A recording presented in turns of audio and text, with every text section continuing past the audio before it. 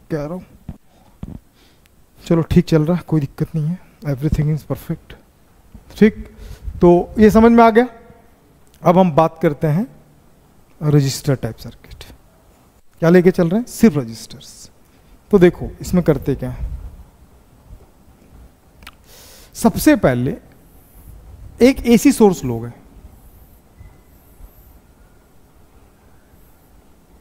उस AC source में एक रजिस्टर को लाके जोड़ दोगे, मतलब एक रजिस्टर होगा और कुछ भी नहीं होगा। ठीक, इसका जो ईएमएफ है वो हम कंसीडर कर लेंगे E is equal to E not sine omega t, और यहां पे रजिस्टर क्या है? R। ठीक, बहुत सिंपल है, और लिखने का तरीका भी मैं आपको बहुत सिंपल तरीके से बता दूंगा, समझ में आ जाएगा। तो हम लिखेंगे कैसे? तो इसको लिखेंगे कैसे? Let us consider N AC circuit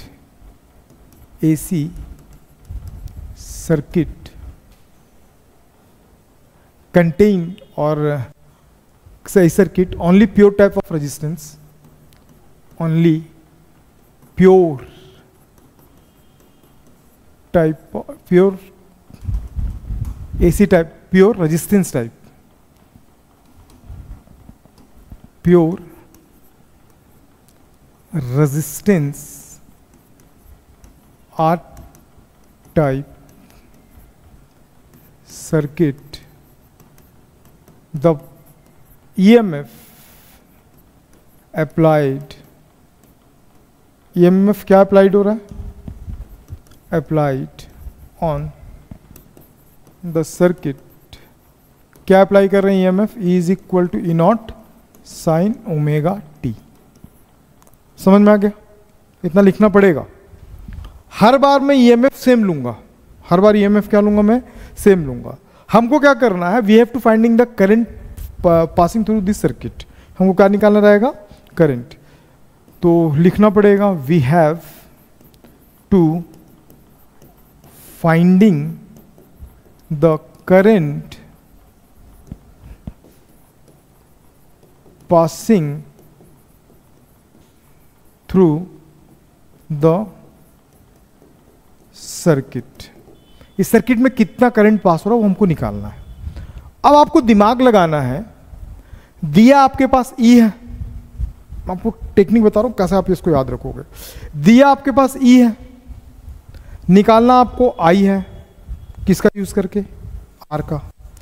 E को अगर देखा जाए तो E बड़ा भाई है V का। E किसका बड़ा भाई है? V का। मैं बता चुका हूं, EMF इलेक्ट्रोमोटिव फोर्स। V का डेफिनेशन क्या होता है? पोटेंशियल डिफरेंस का। The work done to carry unit positive charge from one point to another point inside of the circuit. ठीक, और EMF का क्या होता है? The work done to carry unit positive charge from whole circuit. काम वही करता है, EMF पूरे सर्किट के लिए करता है, और पोटेंशियल डिफरेंस क्या करता है? 2 पॉइंट के लिए करता है। अगर मैं ओम्स लॉ को कंसीडर करूं, अकॉर्डिंग टू ओम्स लॉ,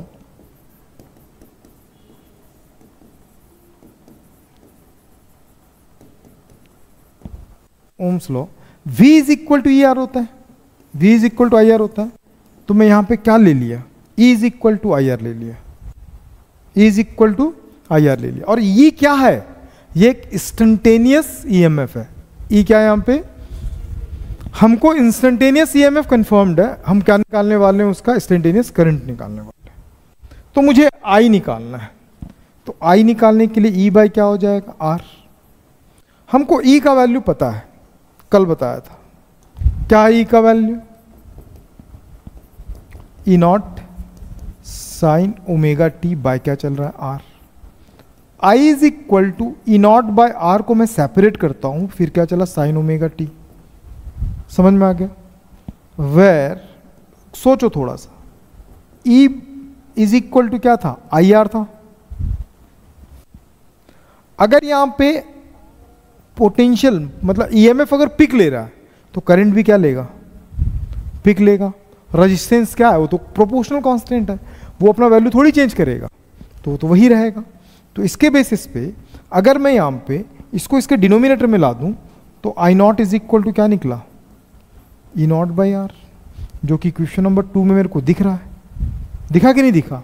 तो उसका वैल्यू पुट कर देंगे। कहाँ पुट किए, कहाँ पुट किए, putting the value in equation number 2। जब वैल्यू पुट कर दोगे तो आई इज इक्वल टू क्या आ गया, I not sine omega t, equation number 3 आ गया। हर केस में आपको आई निकालना है, ठीक। और याद रखना AC is a one type of sinusoidal wave. कौन सा wave, sinusoidal wave. Sinusoidal wave क्या होता है, वेव कितने तरीके के होते हैं, वेव को बबन साइनोसोडियल क्यों कंसीडर कर रहे हैं, कॉस वेव क्या होता है ना, ये सारे वेव को देखना। तो 11वीं की क्लासेस भी चल रही है कंटिन्यू, उसको देखो आप, एकदम मस्त समझ में आ जाएगा। तो अब मैं क्या करूंगा, जो वोल्टेज मैंने अप्लाई किया था, जो ईएमएफ मैंने अप्लाई किया था, और जो करंट मेरा प्रोड्यूस हुआ, इन दोनों को मैं कंपेयर करूंगा, कि देखूंगा कि कौन कितने फेज में। आप बताओ कि सर कौन कितने फेज में, ठीक है, इतना तो बताना बनता है। फ्रॉम इक्वेशन नंबर 1 एंड 2, तो सॉरी 3, 1 में क्या चल रहा है, आई इज इक्वल टू 1 में क्या चल रहा था, E is equal to E not sine omega t, I is equal to I not sine omega t. तुम बताओ on this type of circuit which one are lead और लेगिंग, यही बताएगा कोई।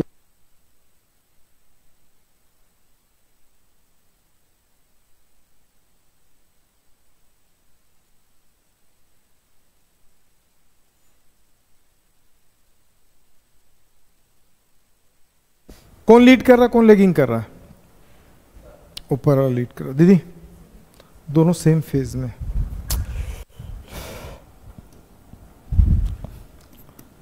in this type of circuit, in this type of AC circuit,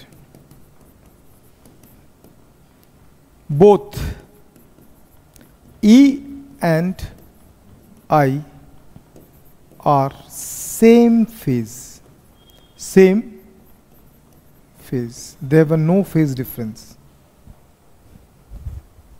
उनके पास कोई phase difference नहीं होता है। समझ गए, तुम आराम करो, तुम तो नींद में रहते हो भाई पूरी क्लास, ठीक है, तेरे को भी बोल रहा हूँ, चचेरा भाई नहीं मौसेरा भाई है तो उसका, ठीक। अभी बताया, समझाता कि नहीं समझा थोड़ी देर पहले, ये पूछता बेटे है ना, इसको याद रखना है, इसी के बेसिस पे आगे की सर्किट्स आपको समझ में आएगी, ठीक है। चीज़ों को समझो, समझना जरूरी है, रटना जरूरी है। समझना दीदी देख कभी कभी आती है लेकिन समझ जाती है, ठीक है। यही तो इस क्लास की ब्यूटी है कि कोई कभी कभी आता लेकिन उसको पूरा समझ में आता, और जो डेली आता उसको कुछ समझ में नहीं आता, और देख फिर कल से गायब हो जाएगी, फिर नेक्स्ट हफ्ते आएगी। हाँ ये लो, यहाँ तक समझ में आ गया। अब इसका ना ग्राफ बनाएंगे हम, क्या बनाएंगे इसका ग्राफ, फेजर डायग्राम कैसा बनेगा। हालांकि इसमें जरूरत नहीं पड़ेगी लेकिन मैं फिर भी निकाल के दिखाऊंगा, तो फटाफट बनाते हैं।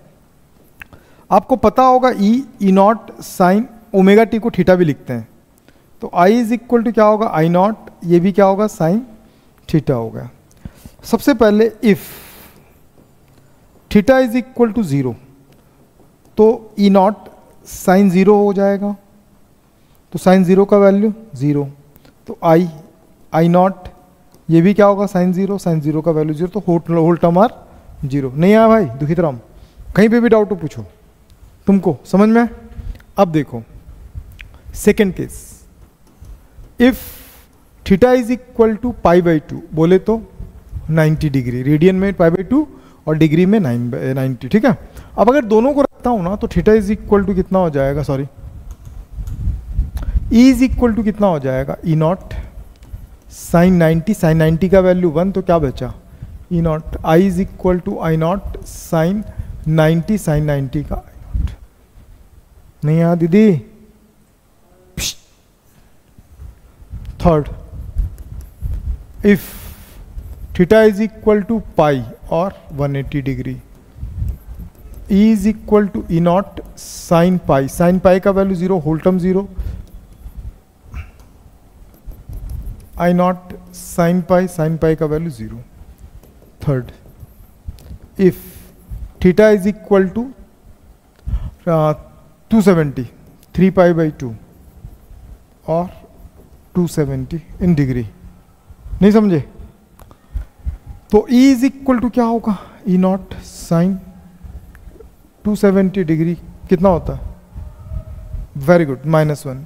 तो ये क्या होगा? -E not. I के लिए क्या हो जाएगा? I नॉट साइन 270, इसका भी -1 होता तो -I नॉट। ठीक, नहीं समझ में आया भाई? लिख दे रहा हूँ यहाँ पे यार, अगर वैल्यूज याद ना हो तो। टाइम साइन 270 का वैल्यू -1, साइन 180 का वैल्यू 0, साइन 90 का वैल्यू 1, साइन 0 का वैल्यू तो 0 बचपन से पढ़ते आ रहे हैं। नहीं पढ़ी बचपन में? नर्सरी में पढ़ी थी ये, पता है? Fourth, if theta is equal to 2π और बोले तो 360 इन डिग्री। नहीं है मेरे दोस्त को? आ रहा है कि नहीं आ रहा नींद? बढ़िया मुंडी हिलाता, नींद आ रहा? हाँ मैं तो गहरी नींद में हूँ। जागो भाई जागो। ठीक है, फिर क्या होगा? E is equal to E not sine 360, इसका ही वैल्यू क्या होता है? 0। कितना होता है? 0। याद रखा करो दीदी। I is equal to I not sine 360, ये भी 0।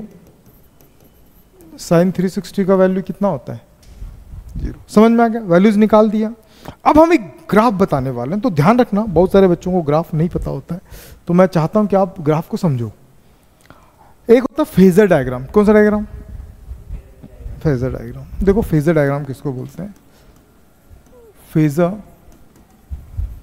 डायग्राम। ये फेजर डायग्राम किसको बोलते हैं? तो याद रखना, एक होता है 11th में पढ़े होंगे वेक्टर। वेक्टर मैंने अभी, अगर नहीं पढ़ा हो तो भी अभी यूट्यूब पे डालना चालू किया हूँ, माई अकेडमी का ही चैनल है। 11 टाइप ऑफ वेक्टर्स को हमने डिस्कस किया वहाँ पे, 11 टाइप के वेक्टर्स को कल ही चला है लेक्चर 2, 11 टाइप ऑफ वेक्टर्स, जाके देखना मजा आ जाएगा। तो फेजर डायग्राम में ना एक होता है रोटेशन वेक्टर्स। क्या होता है? मैं क्या करूंगा, रोटेशन वेक्टर का, रोटेशन वेक्टर को कंबाइंड करूंगा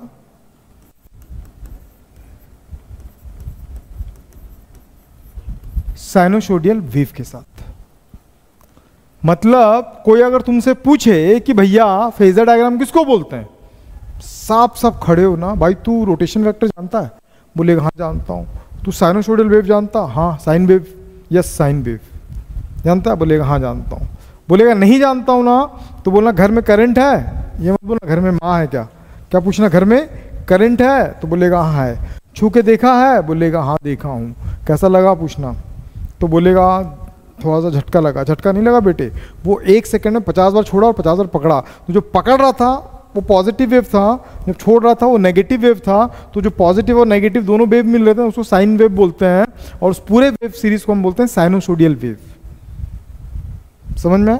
अगर साइनोसोडियल वेव को रोटेशन वेक्टर के साथ अगर मैं कंबाइन कर दूंगा तो एक नया सिस्टम बनता है, उस सिस्टम को अपन बोलते हैं फेजर डायग्राम। नहीं समझी? यस और नो? अब इसको बताने का तरीका बताता हूं, ध्यान से देखना, मजा आ जाएगा दोस्त। मजा नहीं आया तो बाहर जाकर उल्टी कर देना, ठीक है? और तेरे दोस्त कहाँ है यार?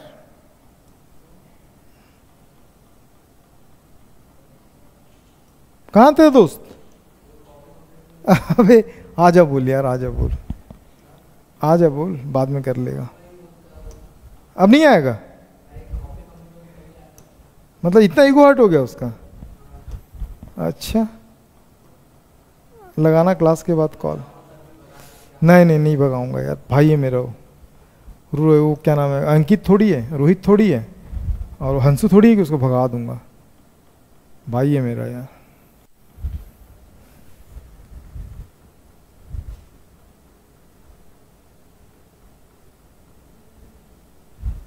क्या बोल रही थी?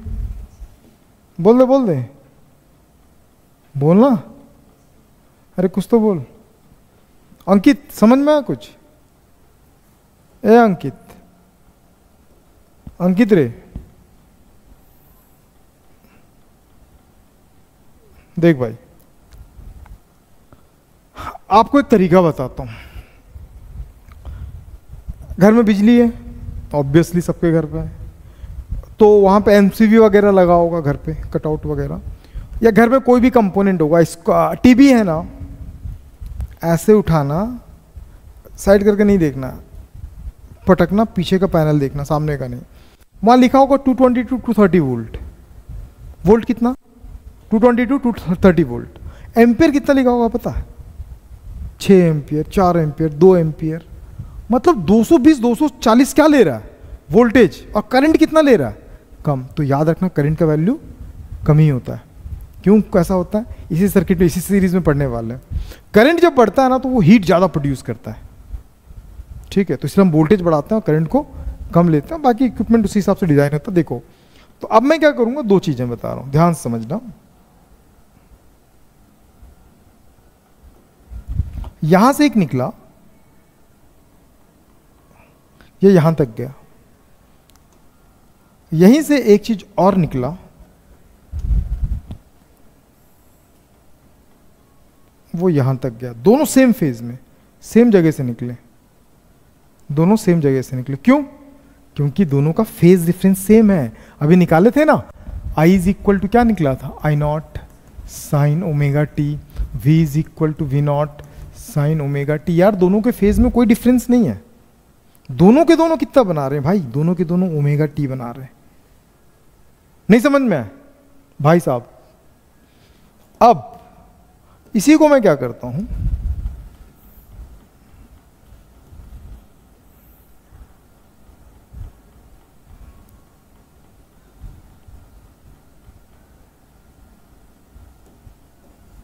ये वोल्टेज का हाईएस्ट वैल्यू को बताता है, ईएमएफ का। ये ईएमएफ के हाईएस्ट वैल्यू को बताता है, ये करंट के हाईएस्ट वैल्यू को बताता है पॉजिटिवली। वैसे ही यहां से अगर लूंगा, यहां कहीं से अगर लेता हूं मैं, ठीक है, और यहां से कहीं से लेता हूं, थोड़ा सा नीचे कर लेते हैं, ठीक है। तो ये किसको बताएगा? करंट के नेगेटिव वैल्यू को, और ये ईएमएफ के नेगेटिव वैल्यू, ठीक। हम यहां पे 0 लेते हैं, यहां पे लेंगे 90, यहां लेंगे 180, यहां लेंगे 270, यहां लेंगे 360। कोई दिक्कत? अब देखो 0 पे दोनों का वैल्यू क्या था? 0 था। 0 पे दोनों का वैल्यू 0 था, तो दोनों यहीं पे होंगे। पहले वोल्टेज निकालूंगा, वोल्टेज निकाल लो। वोल्टेज 0 पे 0 था, वोल्टेज 90 पे ई नॉट पे था, पॉजिटिवली 90 पे कहां पे था? वो ई नॉट पे था, ठीक। फिर कहां चले गए? 180 पे देखो, 180 पे वोल्टेज का वैल्यू क्या होगा? 0। 270 पे देखो, वोल्टेज का वैल्यू कितना हो गया? माइनस में पिक, यहां पे। 360 में देखो, वोल्टेज का वैल्यू 0 हो गया। तो इसका जब ग्राफ बनाया मैं, तो मेरा ग्राफ कैसा बना? ऐसा बना। नहीं समझ में? अब बात किसकी करता हूं? अब बात मैं करंट की करता हूं। करंट को देखा 0 पे, ये भी 0 था, बन गया 0। करंट को देखा 90 पे, तो ये आई नॉट पे था, मतलब नहीं समझ में? अरे इंपॉर्टेंट है रे। अब 180 पे 0, मतलब करंट 0 हो गया। 270 पे माइनस आई नॉट, 360 पे 0। अब इसको मिला लो, ये करंट का है। तो दोनों का फेज क्या है? सेम है। एक किसको डिफाइन करता है? ईएमएफ और वोल्टेज। और एक किसको डिफाइन करता है? करंट। किसको डिफाइन करता है? करंट। तो ये था आर टाइप ऑफ सर्किट। कौन सर्किट था? R type of circuit. इतना चीज आपको एग्जाम में बनाना है, ठीक। बहुत गहरी नींद है भाई मेरा, ठीक है। देख लो एक बार, कहीं डाउट हो तो पूछो। कितने लोगों को लगता है बिना देखे बना लेंगे इसको? नहीं बने?